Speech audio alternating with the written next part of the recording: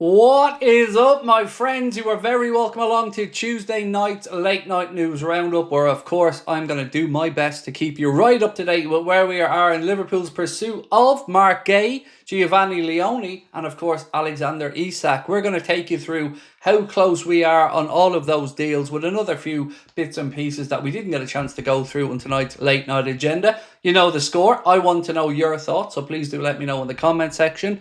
Drop a like on the video if you enjoy it, and don't forget to hit that subscribe button. I do have a favour to ask. I'm not sure if you're aware, but we do also have an Anfield Agenda Clips channel. Our dream is to get that Clips channel to 100,000 subscribers. If you can help us out, do search Anfield Agenda Clips on YouTube and give a sub. Right, loads to go through. So I'm going to start off with something that is and isn't really Liverpool related. Live Score posted earlier on to say, the clubs with the worst net spend in Europe in this summer's transfer window, and Liverpool aren't in the top 5. Because of course, yes, we've spent a load of dough, but we've also recouped a lot of money. Shall I walk you through these top spenders or net spenders? Manchester United, the club with no money, second staff, left, right and centre, are the worst with net spend so far this summer, with a minus €229 million window.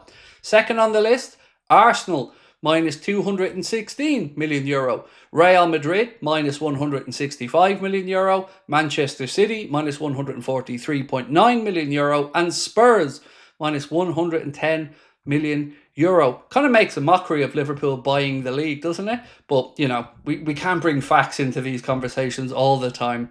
Right, so let's talk about the Premier League and this weekend. The Premier League has announced plans to honour Liverpool forward Diogo Jota and his brother Andre Silva before all matches this weekend. The Premier League has been in discussions with Liverpool to determine the most fitting way to commemorate the Portuguese star who tragically lost his life in a car accident on July the 3rd.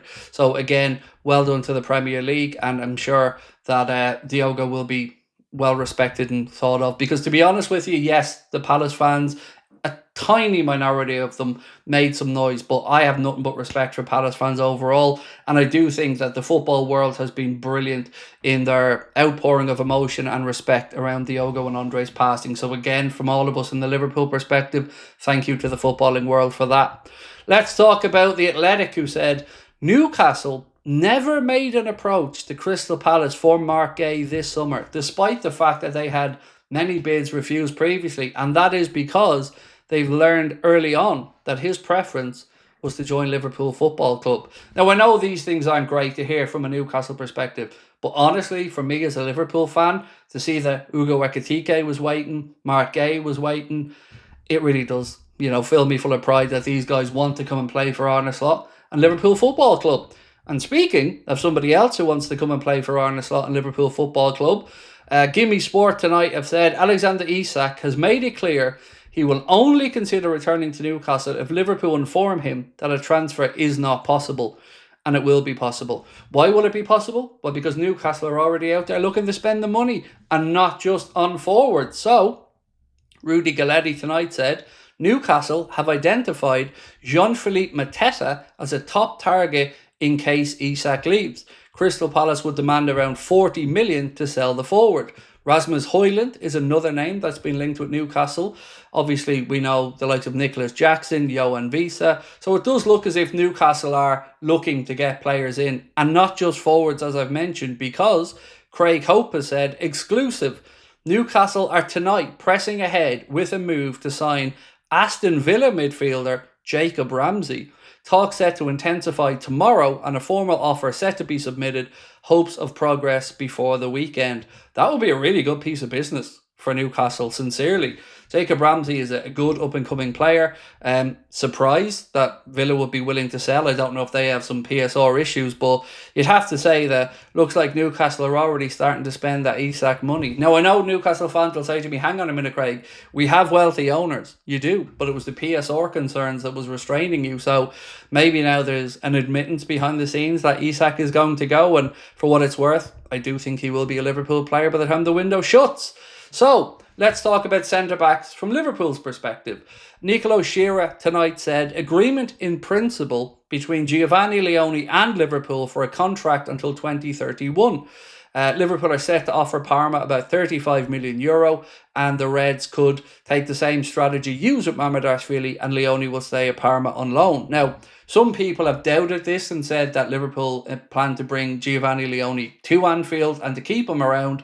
I don't know, but either one would make sense to me. Sending him back to Italy on loan, whilst we still have Joe Gomez, Ibrahima Konate, Mark Gay, Virgil van Dijk, I could understand that. But I guess the key to all of this is what happens with Konate. Do I believe that offer from Chelsea really came in? Well, I struggle to believe it. There was a £43 million offer reported by Defensa Central, but no English journalist I'm aware of has spoken about it, so not really sure what the latest there is. Fabrizio Romano has said Newcastle closing in on a deal to sign Jacob Ramsey for $40 million. Here we go soon. He also said Liverpool will make a new bid for Alexander Isak. That will be coming. So obviously we're only going to make that bid if we think it's going to be successful. So let's wait and see how this one pans out. Now, one question that I got asked quite a lot tonight was, how quickly do we think these deals will develop? Well, the centre-backs, both could be done by the weekend. You know, personal terms still have to be agreed between Liverpool and Mark Gay. I don't see that being a problem. I also don't see the conversation about game time being a problem. We know that Liverpool have already approached Crystal Palace, and journalists were pains to say respectfully approached Crystal Palace and Steve Parish because, well, that's how Liverpool move. Same way Max Erbel said Liverpool acted respectfully at all times with Bayern Munich. So, you know, maybe we aren't the problem in all of this, but it is interesting to know that these deals are moving quickly. Like I've mentioned all summer, I thought we'd see something for Mark Gay about 35 million. Never thought we'd go to the 50. Never thought they'd sell at like 30. But I think 35 may see a deal for Mark Gay get done, as it's very clear now to Steve Parish and Crystal Palace that one, he won't sign a new deal. And unfortunately, and I mean that sincerely, they now only have Europa Conference League football and not Europa League football, which I fully believe they're deserving of, having won the FA Cup. I do understand the situation and they lost the appeal at the Court of Arbitration for Sport, but honestly, as a football fan, I can't help but feel sympathy for them because they won a cup. They deserve to be in the Europa League for me. So that is where we're at for now. Lots happening over the next 24, 48 hours. We will, of course, try to bring you the news as quickly as we get it. If you're watching this video now and you're a member, good news, the Anfield Agenda podcast is now live and ready for you to watch. If you aren't a member of the YouTube channel, it will be out at 11 a.m. in the morning on both YouTube and, of course, on Spotify as well. Myself, Steve and Chris, we spoke about Rio, we spoke about the centre-backs, we spoke about Arna, formations, transfer window, lots of stuff over the course of 40 or 45 minutes. I really do hope you enjoy it. And that is it for me tonight. I will see you guys tomorrow, same time, same place. 4:30 for the news video, 8:45 for the late night agenda, and of course then tomorrow night for late night news roundup. Appreciate you. I'll be recording the preview as well tomorrow, and that will be coming out on Thursday morning. We'll talk to you then, folks. Much love. Bye-bye.